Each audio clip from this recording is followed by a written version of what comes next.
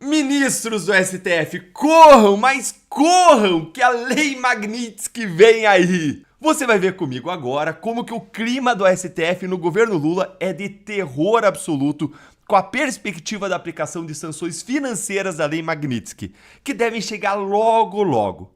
Bora então começar com o Trump tocando horror em Brasília. Olha só essa matéria.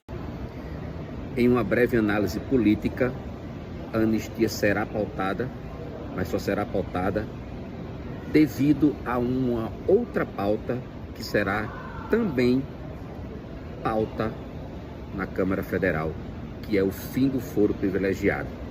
O fim do foro privilegiado tira do STF o poder de julgar políticos, ou seja, deputados e senadores e afins.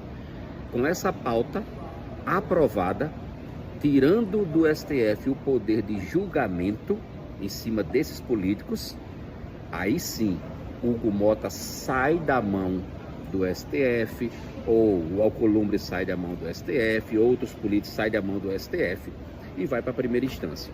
E aí sim, ele pode pautar a anistia sem sofrer represálias.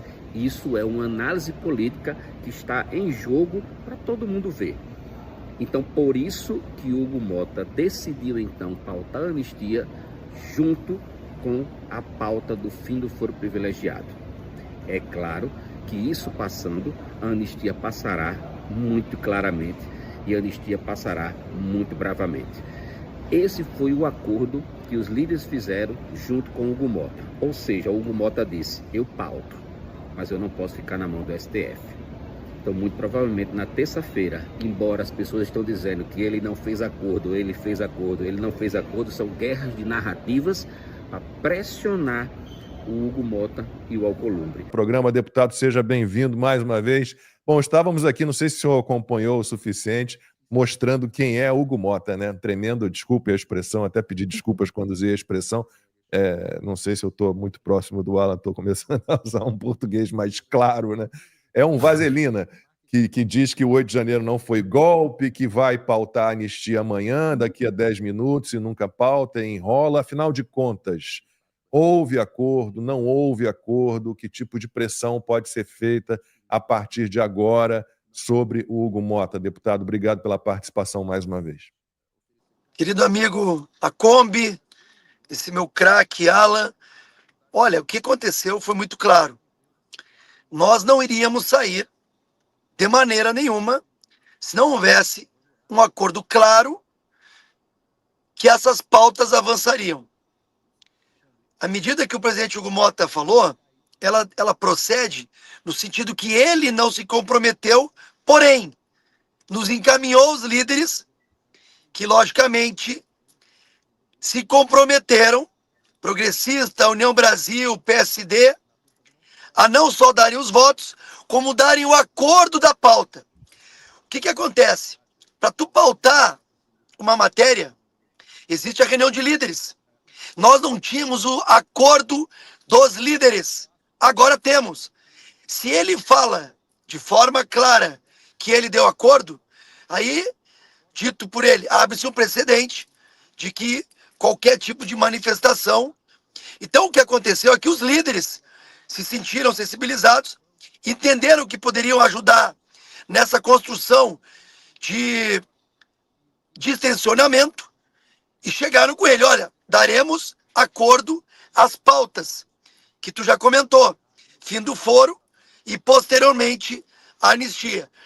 Então, de forma clara, nós já temos a construção com a maioria do Congresso, vencemos o Congresso para com as pautas que nos interessam. Tendo o texto definido, será pautado o fim do foro, inclusive há um interesse muito maior nessa pauta, e houve o acordo, e foi nesse sentido que a gente se sentiu contemplado, que eles também irão pautar a anistia na sequência.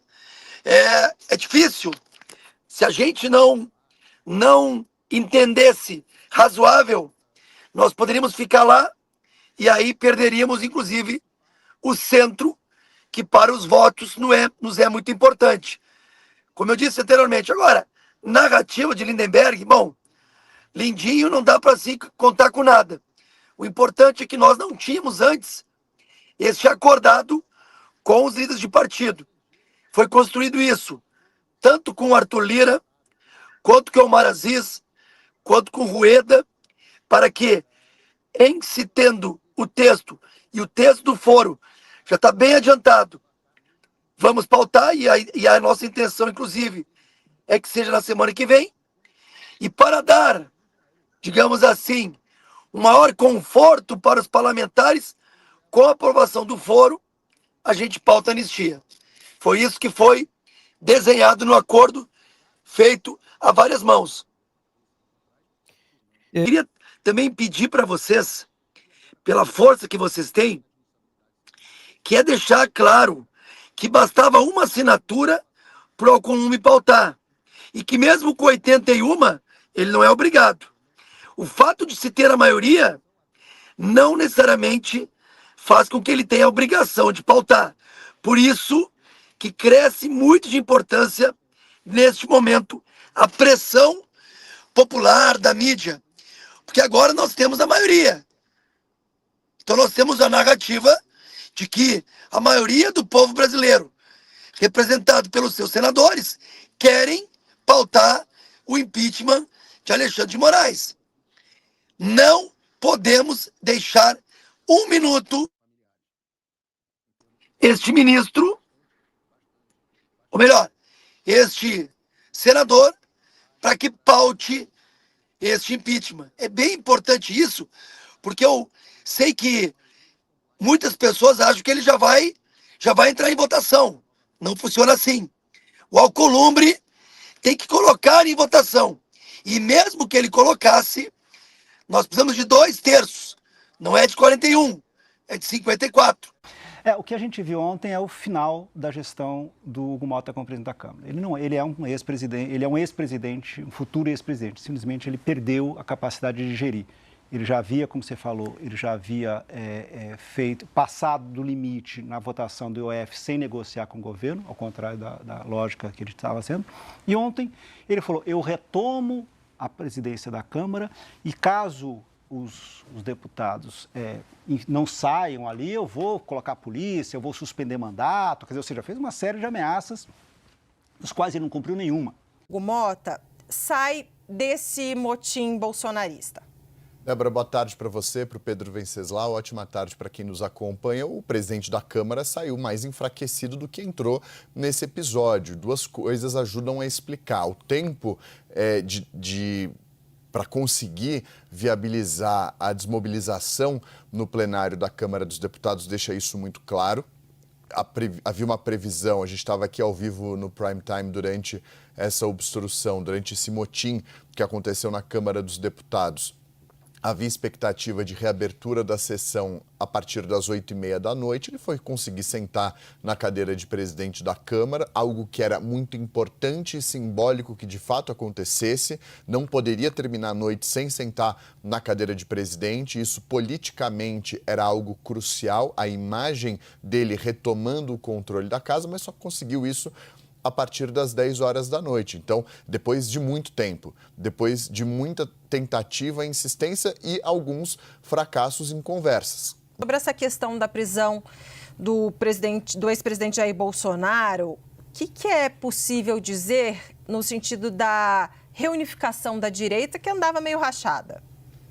O que acontece, Débora, conversando com políticos de direita, bom, começando assim, antes das conversas, basta dar uma sobrevoada nas redes sociais da direita e nos grupos de WhatsApp, que é possível identificar ali a olho nu que houve uma reenergização da direita depois da prisão domiciliar de Jair Bolsonaro. Nós estamos vendo um indivíduo sem antecedentes criminais, cuja a checagem de antecedência do sujeito é o que é a opinião política dele. E se o sujeito criticou o mandatário do Brasil, Lula da Silva, vai em cana.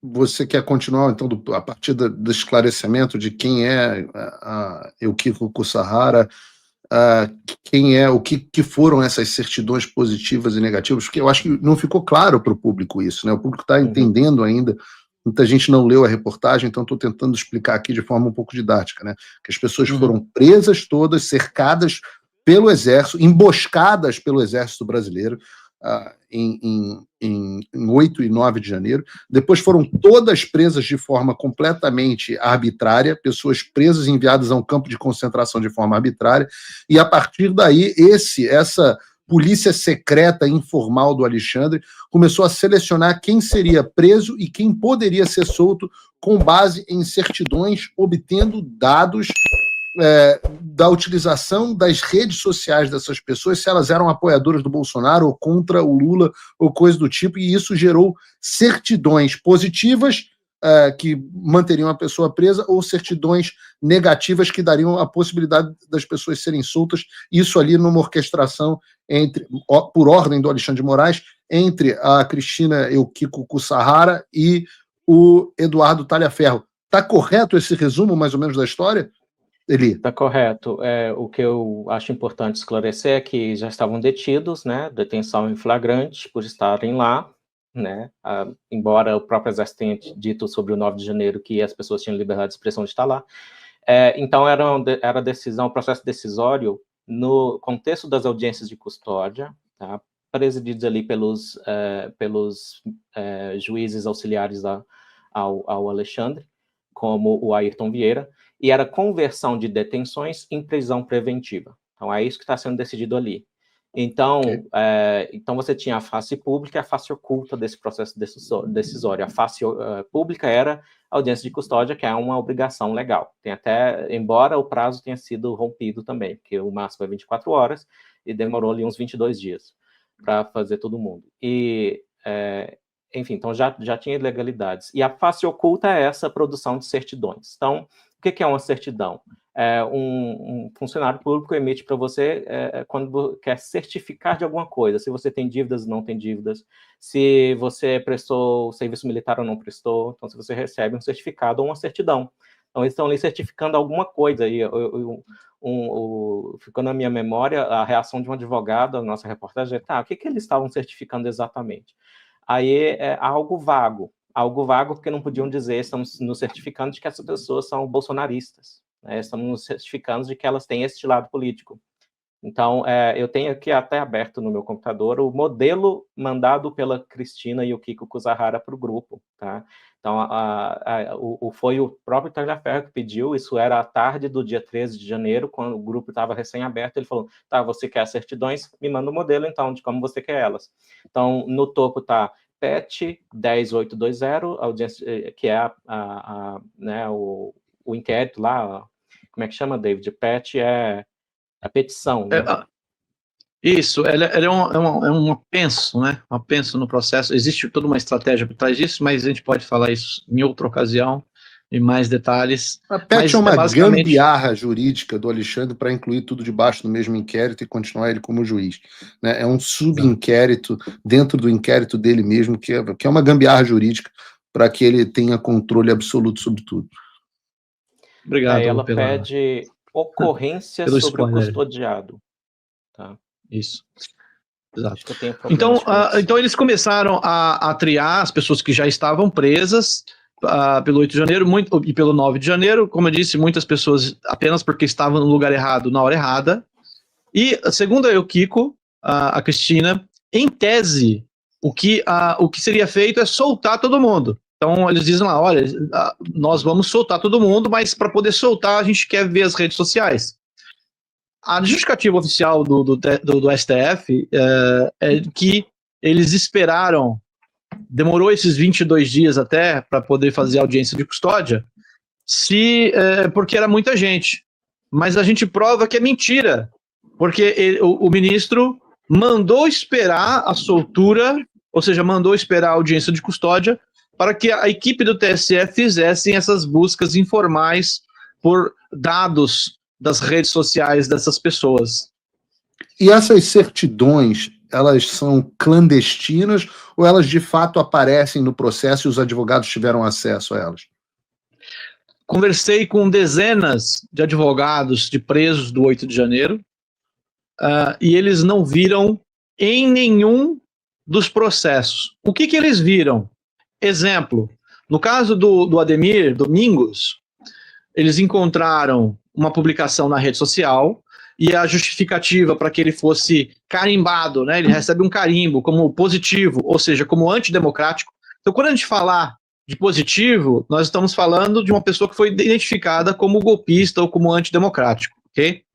Então, para ele receber esse carimbo de antidemocrático, eles utilizaram como base o carimbozinho que o pessoal botava na mão com a numeração do pessoal do campo de concentração, entendi. É por aí.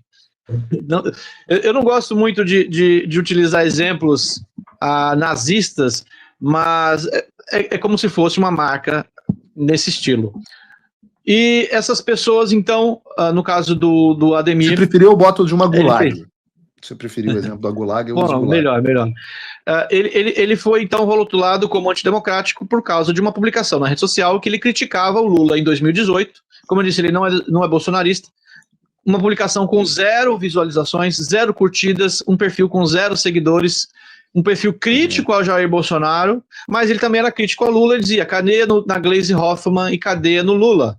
E aí, qual que é a justificativa? Obrigado por colocar na tela. Estou botando aí na tela uma certidão para que a gente veja do que a gente está falando, né? Exato. Então, o que é um exemplo dessa certidão, porque a gente está vendo a produção da documentação real, está aqui, certidão Tribunal Superior Eleitoral, com a postagem dos sujeitos, detalhamento biográfico do cara, informações com base na Receita Federal, uma devassa na vida do cara, e a publicação de postagens de cunho político, ou seja, para as pessoas entenderem o que nós estamos vivendo no Brasil, o que nós vivemos nesse momento, para ninguém dizer que não há perseguição política no Brasil. Nós estamos vendo um indivíduo sem antecedentes criminais, cuja a checagem de antecedência do sujeito é o que é a opinião política dele. E se o sujeito criticou o mandatário do Brasil, Lula da Silva, vai em cana.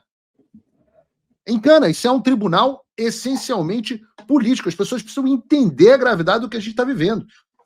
Isso não é graças a essa brilhante reportagem do David, do Eli e do Michael, a gente está vendo a vida como ela é. A prova para você que está em casa pregar na cara daquele seu amigo que diz que não, que o devido processo legal foi respeitado. Essa certidão que a gente está colocando aqui na tela, bota de novo para a gente, Bruno, por favor. Essa é uma certidão clandestina. Uma certidão que não consta nos processos e que só foi possível de ser obtida graças ao material vazado da assessoria do Alexandre de Moraes. Entendam a gravidade do momento em que a gente está vivendo. Você que está assistindo isso, esse é um programa histórico, nós estamos com quase 80 mil pessoas aqui, eu peço a curtida de vocês, a repostagem no X e o compartilhamento nas suas redes, porque você está vendo ao vivo, na sua tela, a certidão do Tribunal de Exceção que se tornou o Supremo Tribunal Federal. Isso aqui, este documento, bastaria para o impeachment do Alexandre de Moraes, que hoje está nos jornais, que já consta com 40 assinaturas. Falta só o desgraçado, por exemplo, do Romário assinar, que está preocupado em jogar futebol e relembrar os grandes tempos dele da seleção de 94. Ótimo, maravilhas, renuncie e participe de podcast e assine, cumpra a sua obrigação. Você foi eleito com o apoio do presidente Bolsonaro. Cumpra a sua obrigação e assine o impeachment deste criminoso. Isso aqui que a gente está vendo na tela é criminoso. É uma conspiração de tiranos para perseguição política de opositores. Isso, você que não acredita em teoria da conspiração, você está vivenciando a documentação de uma conspiração na sua tela. E essas certidões foram validadas, né? Essas são as certidões que eu queria voltar nesse assunto da validação dessas certidões. Eu só queria destacar, Paulo, qual que é a justificativa, né? Então, qual que é o carimbo que foi dado? A gente pode ler aí na letrinha miúda na sua tela aí. Diz o seguinte: perfil pessoal no Twitter com postagens antigas, ou seja, eles sabem que são postagens antigas, que exprimem aversão a Lula e ao Partido dos Trabalhadores. E eu me pergunto, e pergunto aqui para a audiência também, quem não tem aversão a Lula e ao Partido dos Trabalhadores? Ou essa pessoa gosta de bandido, ou ela é muito burra. Então, obviamente que qualquer cidadão de bem no Brasil vai ter aversão ao Lula e ao Partido dos Trabalhadores. Então, isso não é motivo para você taxar uma pessoa como antidemocrática. Fontes próximas do governo de Donald Trump relataram à CNN Brasil que o governo dos Estados Unidos analisa dezenas de nomes de brasileiros que devem receber sanções, além de autoridades e familiares. Segundo a apuração da CNN, a lista inclui também funcionários e ex-funcionários do Tribunal Superior Eleitoral e do Supremo Tribunal Federal, além de juízes, advogados e pessoas com formação e atuação de segurança. Cada caso será analisado com base na Lei Magnitsky, que permite ao governo dos Estados Unidos impor sanções a indivíduos e entidades estrangeiras que são responsáveis por violações de direitos humanos ou corrupção grave. Inicialmente, segundo fontes com quem eu conversei, está prevista apenas a suspensão do visto, mas não está descartada a ampliação de outras medidas, tanto a brasileiros quanto a cidadãos e autoridades de outros países. Americano que interviesse nas eleições brasileiras de 2022. Depois que Biden enviou a CIA para ameaçar Bolsonaro para não questionar os resultados, Barroso agradeceu aos Estados Unidos e disse que foi decisiva essa mãozinha. Pessoas recuperando coisas, né? Ao longo do dia de ontem, você vê 5 de maio de 2022. A CNN reportava que o diretor da CIA, Agência Central de Inteligência dos Estados Unidos, disse à autoridade do Brasil em 2021 que Bolsonaro deveria parar de lançar dúvidas sobre o sistema eleitoral antes do pleito em outubro, segundo a agência Reuters. A CIA falando que Bolsonaro podia ou não podia fazer, devia ou não devia fazer, desde 2021. Então, assim, o Mike Pence não está acusando, ele só está reafirmando. A própria imprensa brasileira já falou sobre isso. 2022. Relembrar e viver, né? Pois bem. Felipe Barros fez um tweet com outra ponta que o Mike Pence levantou. Mike Pence na Credem. A agência Lupa e outras agências brasileiras como a Abrage foram pagas diretamente pelo Departamento de Estado americano para fazer checagem de fatos. Eu não acho que uma entidade deveria ser paga por um departamento de Estado para fazer uma investigação. Não é nem a doação do soro, mas é um governo te financiando. Afinal, quem paga dá as cartas. Você não vai receber mais recursos se acusar os seus patrocinadores. É por isso que há uma cortina de fumaça na mídia brasileira que está nessa rede. Ainda diversas coisas que ele falou, o Mike Pence ontem, aqui chamou a minha atenção assim, mais do que todas, porque você tem algo muito palpável, é quando o Mike Pence começa a falar sobre o Atlantic Council e o papel do Atlantic Council do Brasil. O perfil A Liga recortou um pedaço, colocou, eu não vou dar play nesse vídeo, acho que até baixei, deixa eu ver se eu baixei esse vídeo, acho que eu nem baixei, eu nem baixei para mandar para vocês. Aí coisa eu mando lá no Telegram, vocês conseguem ouvir a fala do Mike Pence. Aí a Liga fala assim, ó, quem a Atlantic Council indicasse, a conta era derrubada. Inúmeras contas retiradas no Facebook, contas familiares, contas que ajudavam na eleição de Bolsonaro. Jornalistas foram ensinados a criar falsas notícias com sócios especialistas em fake news. Aí você fica, mas será que ele falou isso mesmo? Pois bem, tem um vídeo do Felipe Barros que reforça, né? Segundo Mike Pence, o Atlantic Council, financiado pelos militares americanos, pelo Departamento de Estado, pelo SEID, pela CIA, pela NED, e com 7 ex-diretores da CIA, fez cursos e parcerias de forma a fazer o TSE derrubar o que o Atlantic Council indicasse que deveria ser derrubado. Olha que curioso. Estou passando ontem no Twitter e eu vi que o Donald Slot fez uma thread. Eu mudei a ordem do que ele escreveu porque acho que faz mais sentido. Ele colocou a notícia que saiu na Veja em 21 de julho de 2022. No Supremo, ex-auxiliar do Obama fala sobre combate à desinformação. Convidados do evento organizado pelo Supremo e pelo TSE falaram sobre o impacto das fake news na disputa eleitoral de 2020 nos Estados Unidos. Eu falei, opa, muito engraçado. Pessoas estão falando sobre o que aconteceu em 2020 nos Estados Unidos, que foi aquela eleição que depois terminou, inclusive, com o banimento do Trump das redes sociais. Lembra disso, né? Enfim, No evento, quem estava lá? O diretor sênior do Laboratório de Pesquisa Forense Digital do Atlantic Council, Graham Brook. Pega aqui a caneta. Digital Forense R. Vou botar aqui Lab. Ó. Digital D. Forense F. Pesquisa em inglês Research Laboratório Lab. DFR Lab. DFR Lab, né? Ou seja, quem estava aqui, o Graham, a sigla desse laboratório é o DFR Lab. O nome que deveria ser conhecido de vocês. Isso aqui, quem não conhece isso daqui, até aparece aqui embaixo, ó. Nem lembrei. Em conjunto com o Brook, especialista nas áreas de desinformação, comunicação, enfim, tudo mais, e membro sênior do DFR Lab. Ser bolsonarista no Brasil e não conhecer essa história a fundo é uma vergonha, viu? Tu não tem nem o direito de reclamar de perseguição, porque tu não sabe tua própria história. Mas tudo bem.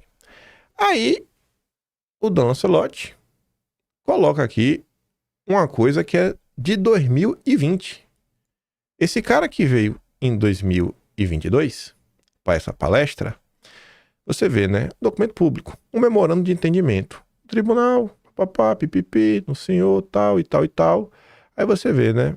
Portador, aí bota, ó, é da turma do Atlantic Council do Digital Forensic Research Lab, DFR Lab. Neste ato, representado pelo diretor, o Graham Brook. Então o cara estava lá participando no memorando de entendimentos. Isso desde 2020. Desde 2020. 2020. Eu falei, caraca, bicho. E olha a data, né? 21 de outubro de 2020. O que acontecia no Brasil 3 meses antes? O que acontecia no Brasil 3 meses antes? Calma. Vamos voltar aqui para esse do Felipe Barros. Segundo o Mike Benz, o Atlantic Council teve um papel central para dizer o que precisava ser derrubado.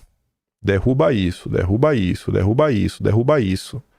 Isso em 2022.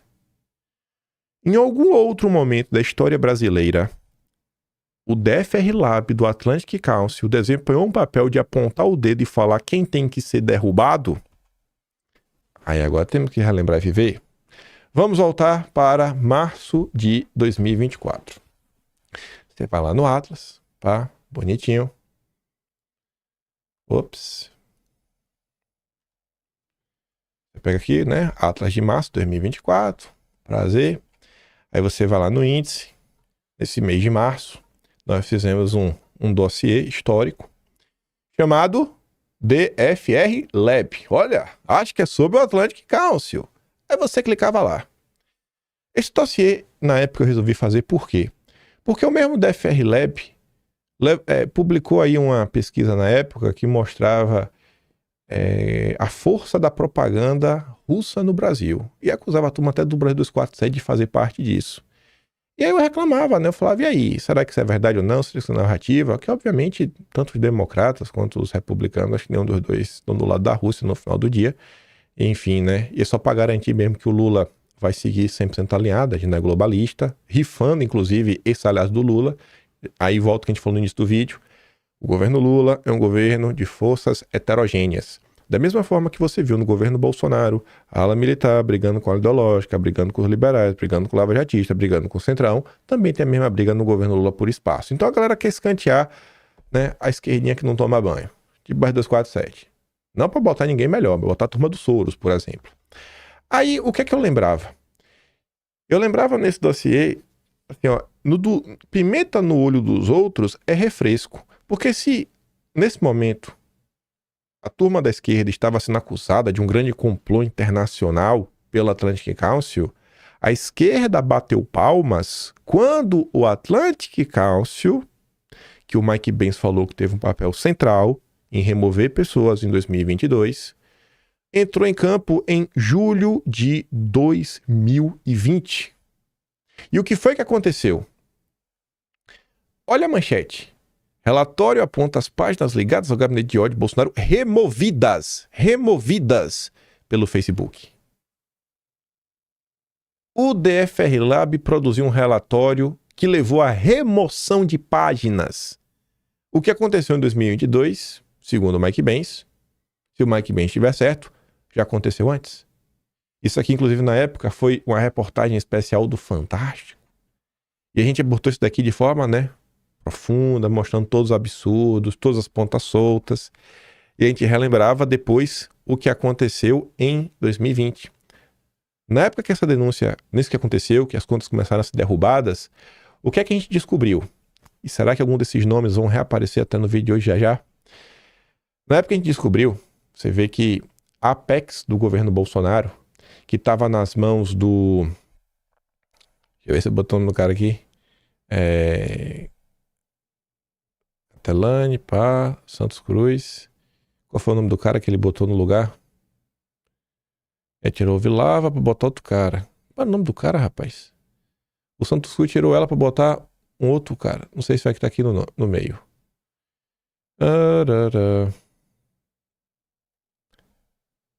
Como era o nome do cidadão que o Santos Cruz colocou? Deixa eu fazer assim, ó. Abrir a notícia. O bom do Atlas é isso. É que a notícia já tá pronta. Segovia. Era o Segovia, rapaz. Era o Segovia. Pronto. Pra botar o Segovia. O que aconteceu na época? O governo Bolsonaro começa com a ala ideológica. O que vocês observam o Trump fazendo, mudando esse pessoal, inclusive, da parte de diplomacia, por perfis mais ideológicos. A CNN estava comentando sobre isso, que estava um plano lá do para 2025. Bolsonaro também fez, O mito faz e o outro copia, O Trump copia. Quem estava lá na época na Apex era a Letícia Catelani.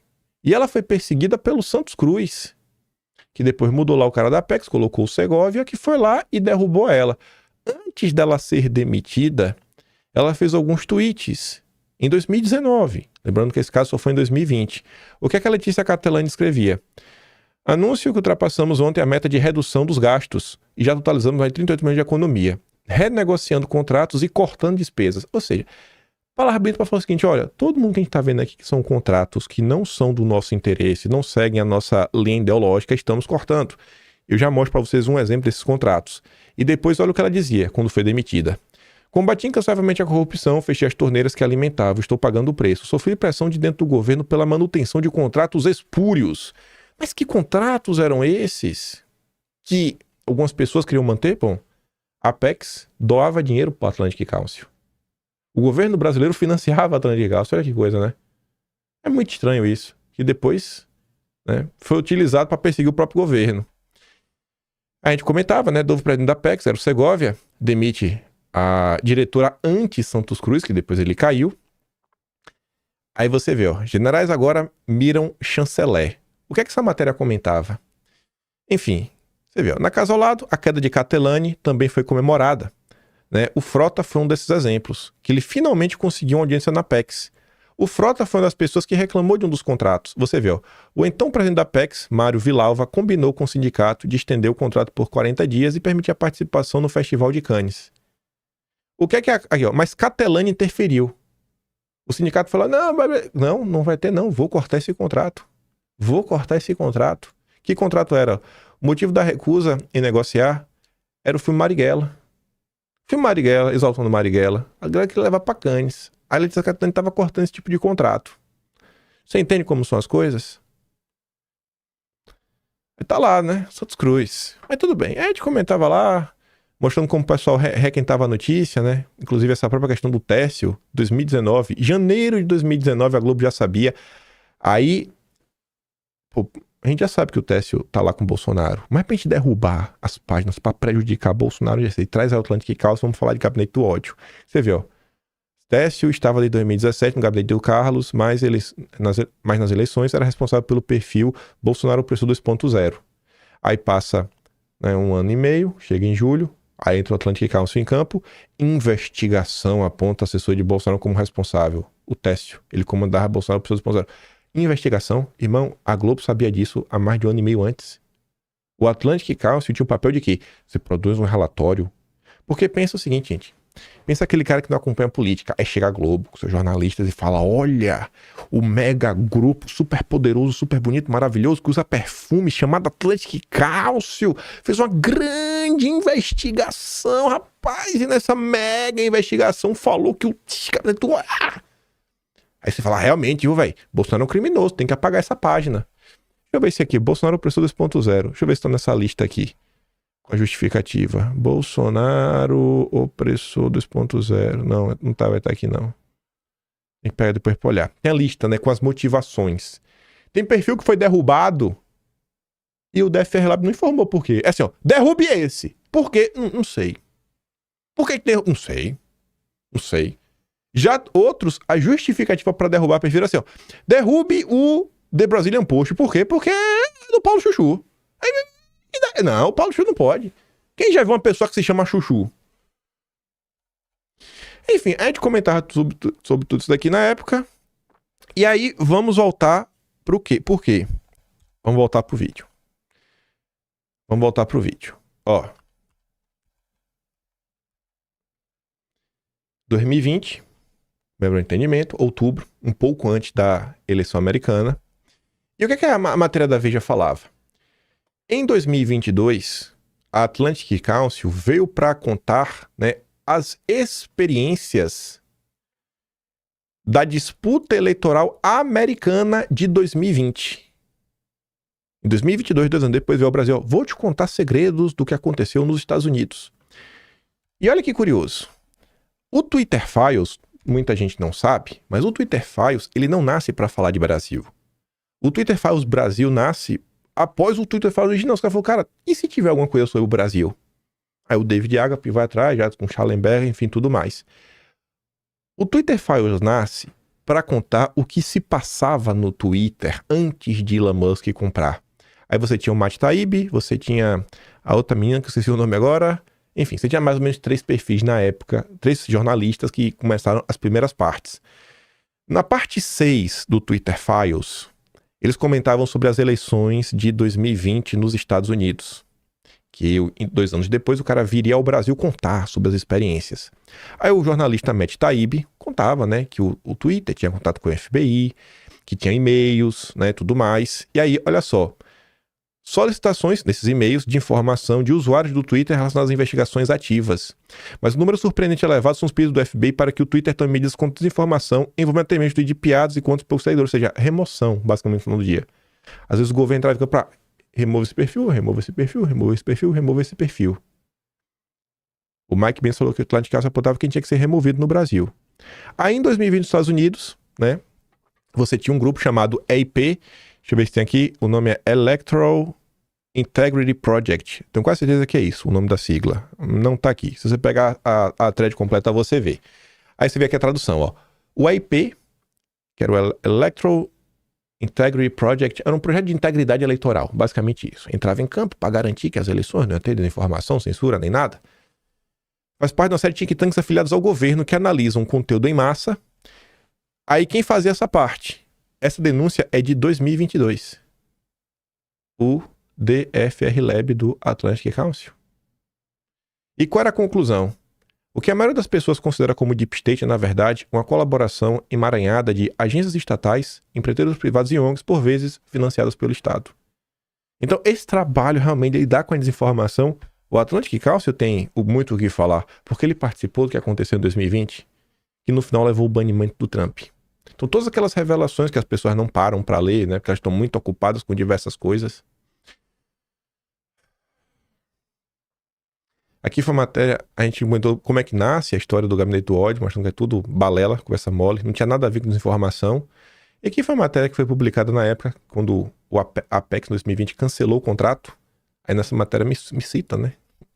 Porque eu fiz um dossiê sobre isso, o Olavo de Carvalho viu e jogou pra cima na época. Mas vamos voltar que tem mais coisas. Temos que acelerar.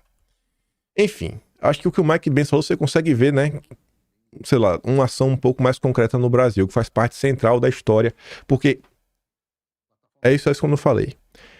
A derrubada desses perfis em 2020, em julho de 2020, é o ponto onde a narrativa do Gabinete do Ódio passa a ser um grupo de desinformação, etc, tudo mais.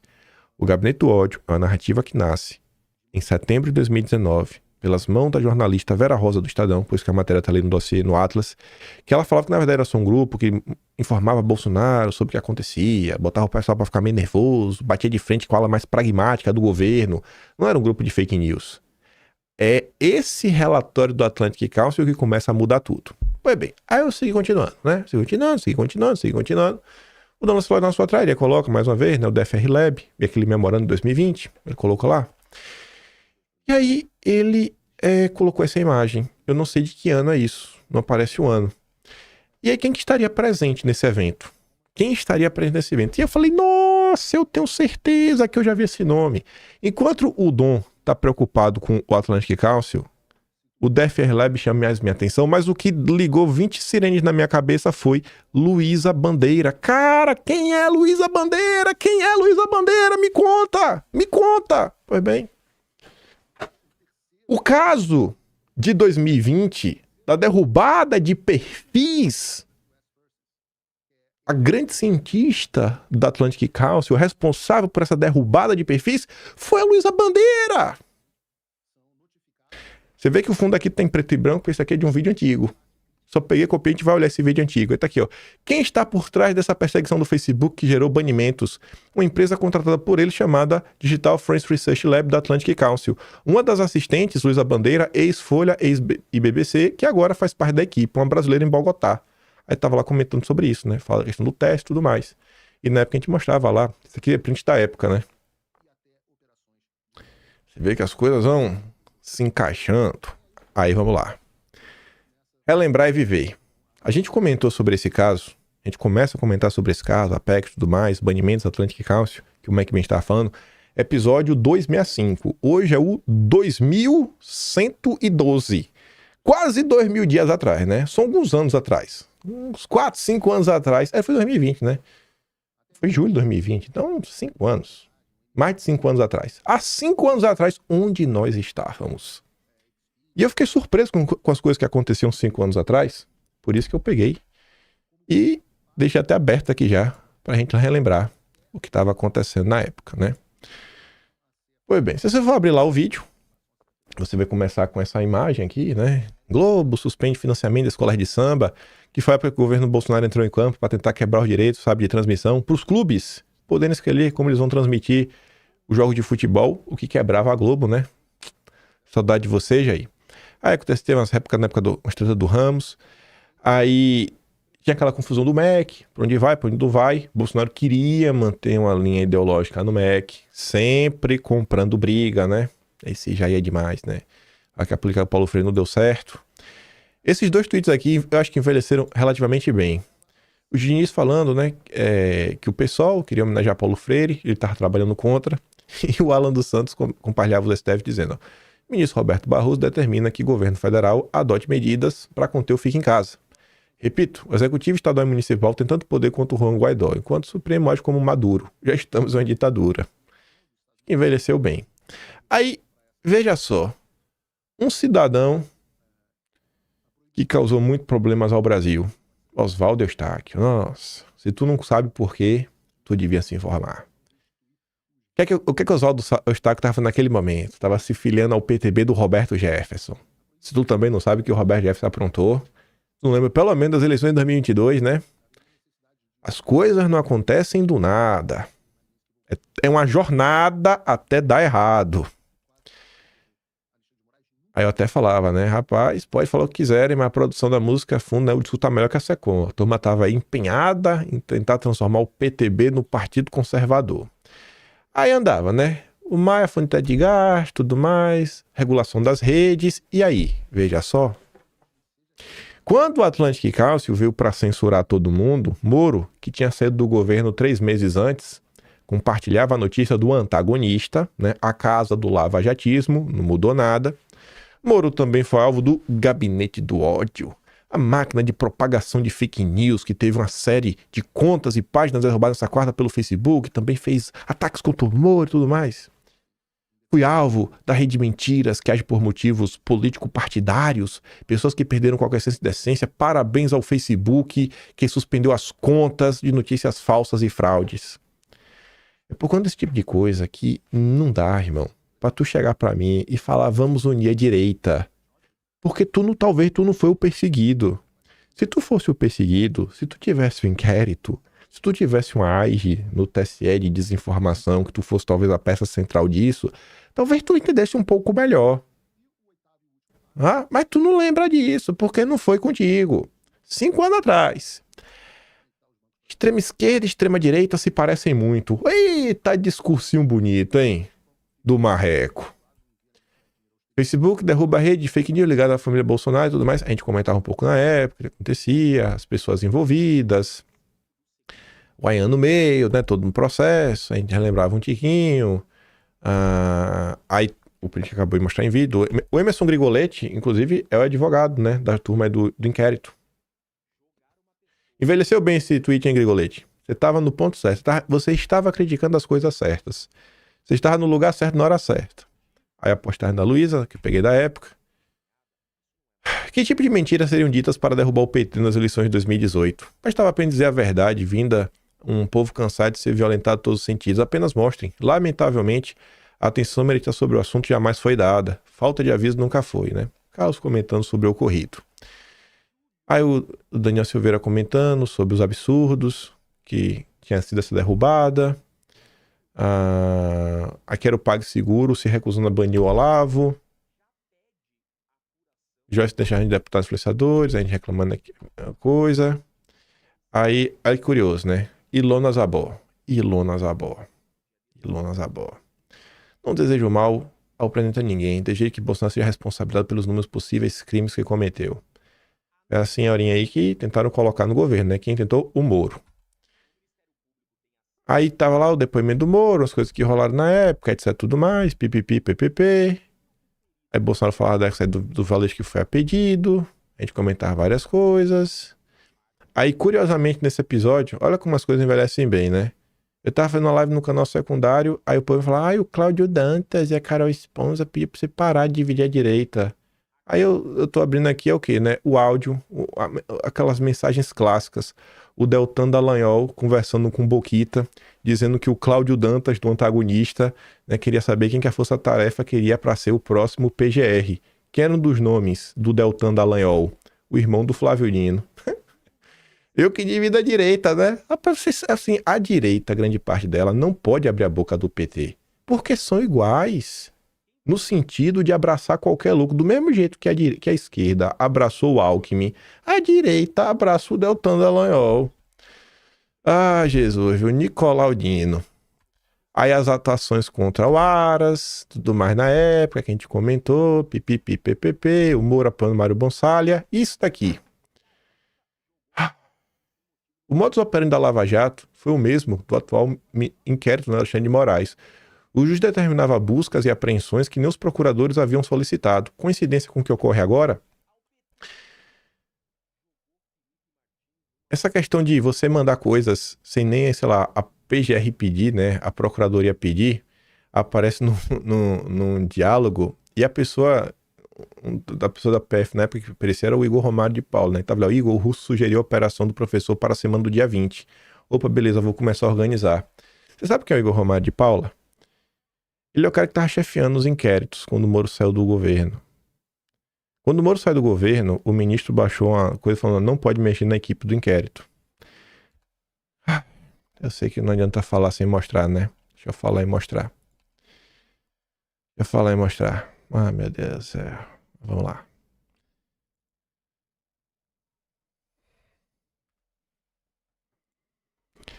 Vamos lá. Cadê essa é do Moro? Aqui é da Joyce. Aqui, ó.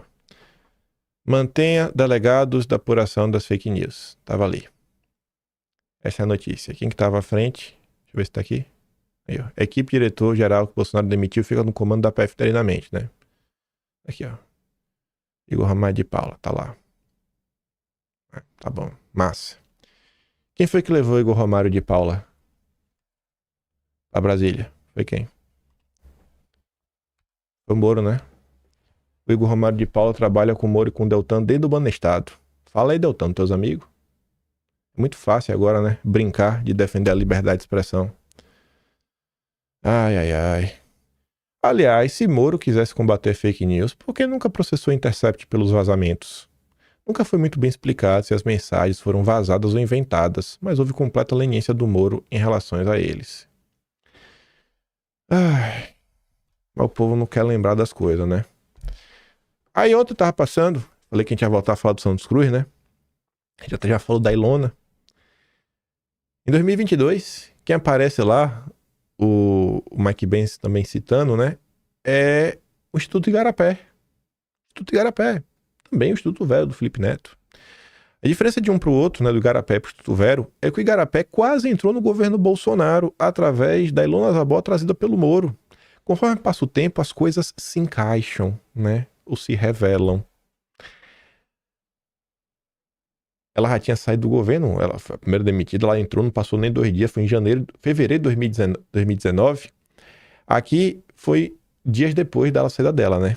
Generais com Ilona. Aí tu comenta, né? General Santos Cruz, que mais tarde saiu do governo e passou a ser detrator de Bolsonaro, foi um dos que tentaram segurar a Ilona Zabó. Aí dizia, né? Os atuais ministros da Secretaria da Presidência e da Secretaria de Governo, né? O Floriano Peixoto Vieira Neto e Carlos Alberto Santos Cruz, tudo fizeram para convencer Bolsonaro a deixar a cientista política Ilona Zabó como membro do Conselho Nacional de Política Penitenciária. Perderam a parada. Agora novamente se empenham para que Zabó seja mantida onde está, como um dos 40 membros do Conselho Nacional de Segurança Pública e Defesa Social, órgão subordinado ao Ministério da Justiça e Segurança Pública. Ela foi nomeada em setembro último pelo antecessor do Moro, o Raul Jugman. Não chegamos onde chegamos do nada. É todo um processo. Mas as pessoas não têm memória. E muitas vezes elas não querem ver. Porque, ele mudou, agora é meu amigo, não divide a direita. Outra coisa que dá pra gente comentar no dia de ontem, você comentou, Mike Benz pondo na Credem. O dia ontem foi pautado pela Credem e o que aconteceu lá. E o Felipe Trielli comenta, né? Caramba, né? Rapaz, essas comissões que não servem pra nada estão fazendo barulho, né? Tá sendo irônico, né? Comissões não servem pra nada, né, gente? As comissões não servem pra nada. Só pra falar, na verdade ficou até fora de hora, pra ter falado isso aqui primeiro. As organizações Globo, incluso o canal Globo, Globo News, G1, Jornal o Globo e outros, foram denunciados agora aqui na Credem pelo Mike Benz como partícipes de um grupo de desinformação que utilizava 7 agências de checagem de fatos financiados e treinados pelo governo americano por meio da USAID para interferir nas eleições brasileiras. A sessão termina com Felipe Barros apontando alguns possíveis desdobramentos, como uma CPMI para investigar os repasses da USAID, votação do PL das ONGs, que agora vem mais forte, reforçado que é necessário conter a força, né, de forças internacionais, avaliação jurídica sobre a extinção do registro do PT, que foi beneficiado por recursos estrangeiros, o que a lei proíbe. E tudo isso foram fatos políticos gerados, com notas taquigráficas, vão ficar registradas no Congresso. Por quê? Porque foi numa comissão. Mas comissões não servem de nada, né? Comissões não servem de nada. Recordar é viver. E o medo de ter um bolsonarista na Credem, hein? Era por causa do que o Felipe Barros expôs hoje? PT diz que só aceita Eduardo Bolsonaro à frente da Credem sem passaporte. Aí eu tô passando no Twitter, eu vejo isso daqui, né? Otávio Facuri, intergaláctico. Depois de ouvir o Mike Benz, agora fui colocar o motivo pelo que o ministro Barroso quer picar mula e sair de cena. Após denúncias documentadas de interferência da CIA, o Mike Benz, enfim, tá falando, né? Tava bem empolgado, ele e vários outros. Sabe o que é que me mata disso daqui? Vamos voltar pro Atlas. Vamos agora para janeiro de 2025. O Facuri, que conseguiu enxergar a virtude, né, nas comissões, que as comissões parecem agora são úteis, era o cara que compartilhava o vídeo do Princeso que falava: de que adianta ter comissões? Comissões não servem pra nada. Não servem pra nada. Pra nada. O seu Marcel Van Hatten é outro que jogou contra. Ficou botando dedo na cara dos outros que não apoiava ele, e ele ia perder de qualquer jeito. Ficou também ontem, todo pimpão. O Deltan Dallagnol eu nem falo.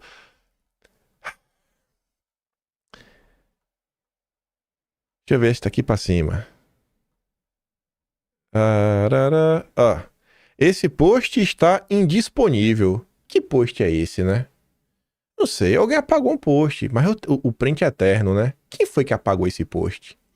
O Mário Frias dizia, né? Esse tipo de coisa é mais cretina e repugnante do que oposição aberta. Tenho mais respeito pelo petista me xingando abertamente do que pelo cínico que, nas suas palavras, precisa descolar do Bozo.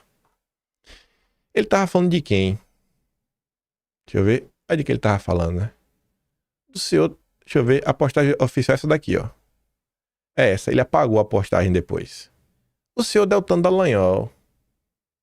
Ele pega um cenário que Bolsonaro... Não tinha ninguém ao lado dele, não tinha um partido, que nada ia mudar, sabe? E ele quer comparar isso com o cenário atual, que o PL tem uma bancada de quase 100 e iria indicar, né, pelo menos 4 comissões, fora a primeira vice-presidência. Bolsonaro tinha razão, o Brasil precisa de presidente do parlamento independente, blá blá blá. A coisa foi tão ridícula que na época Eduardo Bolsonaro rebateu o Deltan. Deltan, você é uma pessoa inteligente... que é dado sendo muito educado, ele é um safado. Não há compromisso votar nada com o PT. Então, assim, todo esse pessoal jogou contra, sabe? Tem capítulos e capítulos do que aconteceu. E se o dia de ontem aconteceu, se a comissão de ontem aconteceu, né, com o Mike Benz, a audiência, olha esse capítulo aqui, né? Deixa eu ver.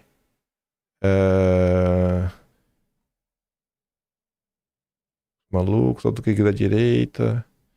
Não, acho que tá no mês seguinte. Tá no mês seguinte. É um nome bem sugestivo. Fevereiro de 2024. Não, fevereiro de 2025. Um nome bem sugestivo. Acho que vai estar aqui, ó. Se aconteceu ontem a comissão com o Mike Benz, ó, dando a cara a tapa por resultados. Se aconteceu ontem, foi por quê? Foi porque Eduardo Bolsonaro explicando, ó, por que não faz sentido uma candidatura do PL à presidente da Câmara e Senado. Por que não faz sentido essa história de melhor perder de pé do que ganhar de 4? Sabe? Aí foi Eduardo, foi o Jair falando, explicando, meu Deus, sabe? Ó, seus idiotas. O Mário Frias com o Felipe Barros do lado, né? A turma que foi achincalhada, gente explicando o que tava acontecendo. O Carlos Bolsonaro desenhando, ó, seus idiotas. Explicar aqui a matemática de novo, né, de comissão pra vocês. Aí de novo Bolsonaro, sabe? Quem tava dando realmente a cara a tapa.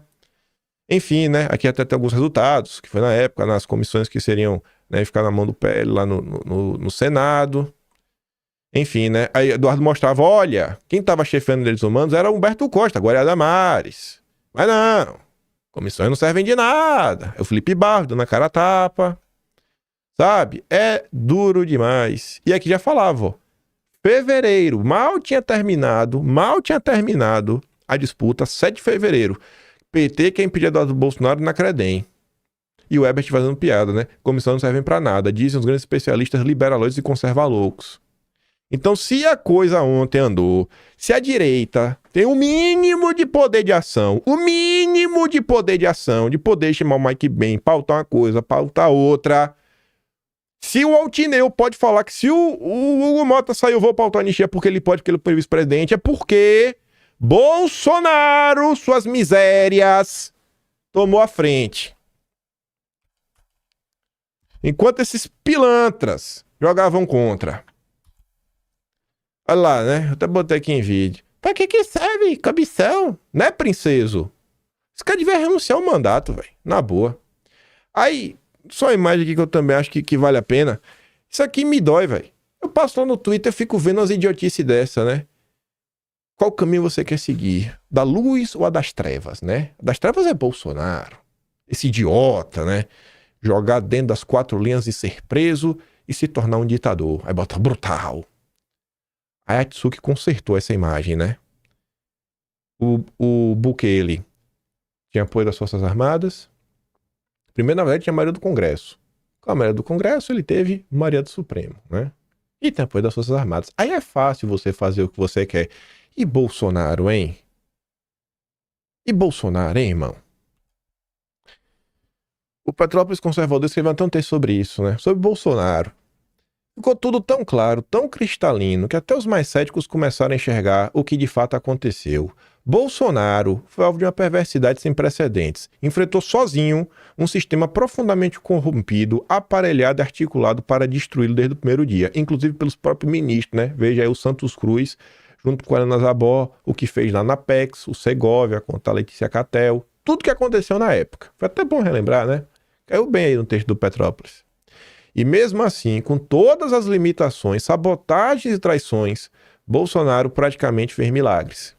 Sem apoio do Congresso, atacado pela imprensa, censurado pelas redes, traído por supostos aliados, Bolsonaro ainda foi capaz de entregar resultados concretos ao povo brasileiro. Ele se tornou e continua sendo a última barreira entre o cidadão comum e as ameaças internas e externas que buscam subjugar a nação. Essa realidade escancara, com dor e indignação, a falsidade das narrativas construídas até mesmo por setores da própria direita, que repetem como papagaios que Bolsonaro perdeu porque não fez isso ou não fez aquilo. Nada mais mentiroso, injusto e cruel. Quem insiste nesse discurso ou age por ignorância ou esconde projetos pessoais de poder que em nada se preocupam com a verdade ou com o destino do Brasil. Bolsonaro é um herói nacional, um homem que precisou ser derrubado por forças gigantescas, estrangeiras e internas, porque nenhum inimigo isolado foi capaz de vencê-lo. E mesmo sem mandato, mesmo perseguido, censurado, calado, Bolsonaro continua gigante. Sua luta não acabou, e para milhões de brasileiros, ele permanece com a maior esperança de um país verdadeiramente livre e soberano. Queremos Bolsonaro 2026. É isso aí, Petrópolis. O povo olha pro passado, o povo não olha o passado, ninguém olha o contexto, sabe? É só safadeza, assim, como é que eu posso ter algum lucro político? O que é que eu posso fazer para desgastar Bolsonaro e ter vantagens políticas? Você vê que a maior parte das pessoas que estavam nesse papo do melhor perder de pé, esse pessoal que segue com esse discurso maluco na internet, todos eram apoiadores do Marçal. Todos apoiavam Pablo Marçal. O Marfia ontem desenhou de um jeito que eu achei sensacional. Mandou logo assim, ó: bom dia, jovens. Novamente venho aqui para dar uma pílula de sabedoria para vocês. Não escutem a opinião política de ninguém que apoiou Pablo Marçal. Essa pessoa, infelizmente, não tem condições ainda de fazer uma avaliação clara sobre política. Ela deixou o Pablo Marçal enganar ela. Aí Bianca vem: quem acreditou no Alcolumbre Mota para autor anistia tem que ir patamar. Ela fala: Bianca, eu não acreditei nele. Eu acredito na matemática. Hoje, por exemplo, é uma prova disso. O Felipe Barros está usando a comissão que ele recebeu do acordo para a eleição do Mota para chamar o Mike Benz para falar da USAID. Não se sinta atingida por meu tweet. Não estou falando de você, que é uma eleitora. E só isso. Eu estou falando de quem é analista político, jornalista, né, comunicador. Você não tem obrigação nenhuma de fazer análise política.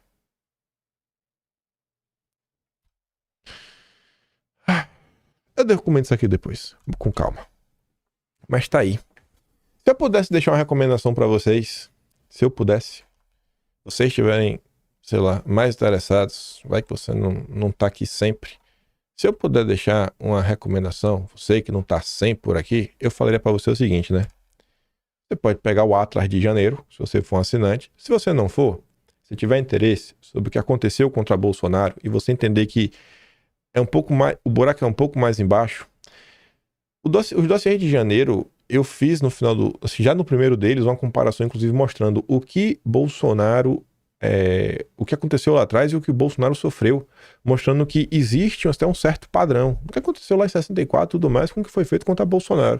Tem uma playlist aqui no canal, é o vídeo Auraci 1, é o primeiro, né? Que eu falo de Bolsonaro. Esse vídeo se manteve 4 partes, e a última parte, que é até o nome desse subtema, que é Bolsonaro versus a CIA. E aí eu começo, cliquei no botão errado, aí, ó, até o Mike Benz aparece, né, no vídeo lá atrás, de janeiro desse ano. Aí apareceu o Mike Benz, coisas que a gente comentava, o que estava sendo feito, né, contra Bolsonaro e tudo mais. E a gente comentava na interferência, né, a CIA aqui, ó, Bolsonaro versus CIA. A versão do golpe de 2022 pode ter sido mais importante do que parece, né? Então, o que foi feito com Bolsonaro, irmão? Olha. O homem injustiçado, viu? O homem injustiçado. Ave Maria, bicho. E o pior é ver como grande parte aí da direita brasileira trata o Bolsonaro, viu? O que Bolsonaro fez pra merecer, viu? Tanto amor que ele recebe na rede social, né? Tanto amor que ele recebe. Pois é, siga firme aí, se vocês puderem aí, dia de hoje. Quem for, quem também não for, faça oração pro Jair. Tá preso ainda, é um absurdo. Mais um dia preso. Mais um dia preso. Mais um dia preso. Ah, mas isso, aquilo. Ah, velho, o sistema pode ser corrompido que for. Pra mim, eu não consigo entender como podem fazer tanta maldade com esse cara. Não tem como assim, não tem como um país justo esse cara tem que ser, a única coisa que ele tem que ser condenado é condenado a entrar no livro de história como um herói nacional. Você está condenado, você está condenado a fazer parte do Brasil como um herói nacional, só isso. Meu Deus do céu, velho. É safadeza atrás de safadeza que fazem com esse cara. Enfim. Não vou me alongar mais, não. Vamos ver o que vai dar tempo de a gente comentar amanhã, né? E os assuntos vão se acumulando. Nunca o Brasil teve nome tão agitado, viu? E olha que eu acompanho a coisa nos pormenores há um bom tempo, viu, gente? Rapaz, tem tempo que o Brasil não estava assim agitado. Até pra ler tá demorando. Até pra ler, às vezes eu tô demorando tempo de tanta coisa pra ler que vai acontecendo ao longo do dia. Falo pra vocês. E é isso. Mais uma vez, reforço. Orem pelo Jair. Independente de qualquer coisa, sabe? Ele merece mesmo de coração. E se você quiser me apoiar, como eu sempre falo, tem um Atlas também, né? Kimpaim.com. Dá uma olhada lá, vê as histórias. Aprenda as histórias da própria direita. Entenda por que chegamos até aqui.